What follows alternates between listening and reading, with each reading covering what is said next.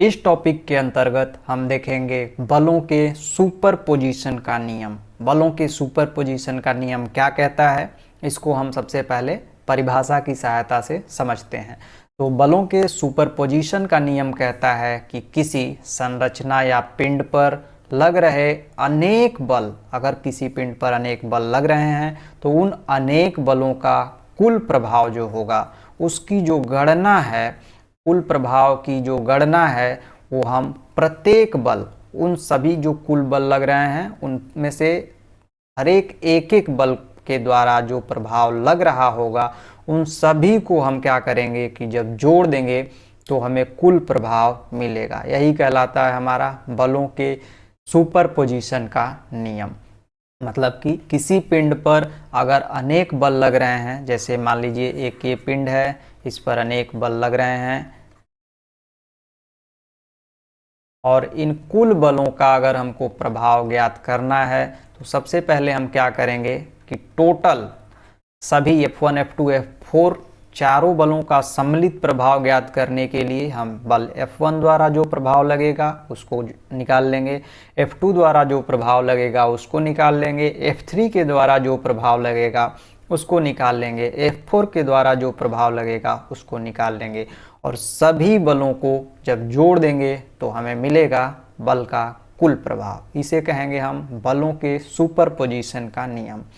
आप यहाँ पे एक चीज़ और नोट करने लायक है कि जो बलों के सुपरपोजिशन का नियम है वो दो कंडीशन होंगे, जो दो स्थितियाँ होंगी उनको फॉलो करता है, उनको फॉलो करेगा। तो वो कौन कौन सी स्थितियाँ हैं उसको देखेंगे अब हम।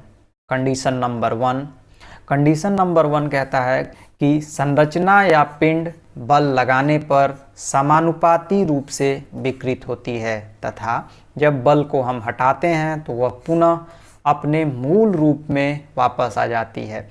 मतलब कि अगर ये जो पिंड हमने यहाँ पे लिया है, इस पर जो ये बल लग रहे हैं, इन बल को लगाने पर समानुपाती जितना बल लगेगा उसी के हिसाब से जो पिंड है उसमें विकृति आएगी। और जो ये बल हैं वो अगर बल हम हटा लेते हैं तो वो पिंड जो है वो फिर पुनः अपने मूल स्थिति में वापस आ जाएगा। तो इसे हम कहते हैं हुक का नियम। तो हम सबसे पहला कंडीशन यहाँ पे ये नोट करेंगे कि जो हमारा बल का सुपरपोजिशन का नियम है वो हुक के नियम को फॉलो करेगा। हुक का नियम, इसको ये फॉलो करना चाहिए। दूसरी जो कंडीशन है, स्थिति है, वो क्या है उसको हम देखेंगे। दूसरी स्थिति ये है कि संरचना या पिंड में बहुत ही कम मात्रा में विकृति उत्पन्न होती है और जिससे वस्तु के आकार में परिवर्तन जो है वो बिल्कुल नगण्य होगा। तो अगर कोई पिंड है उस पर अगर जो विकृति उत्पन्न हो रही है बल के लगने से, तो वो विकृति इतनी कम मात्रा में होगी कि आपको पता नहीं चलेगा। इसको हम कहते हैं स्मॉल डिस्प्लेसमेंट थियरी। इसको कहते हैं स्मॉल डिस्प्लेसमेंट थियरी। तो इन दो नियमों को स्मॉल डिस्प्लेसमेंट थियरी और हुक के नियम को फॉलो करता है बलों का सुपरपोजिशन का नियम। तो इससे चीज़ें क्लियर हो गई होंगी कि बलों के सुपरपोजिशन का जो नियम है वो दो कंडीशन को फॉलो करेगा। तो जब भी आपसे बलों के सुपरपोजिशन का नियम पूछा जाएगा तो आप इन दो कंडीशनों को, दो स्थितियों को जरूर लिखिए।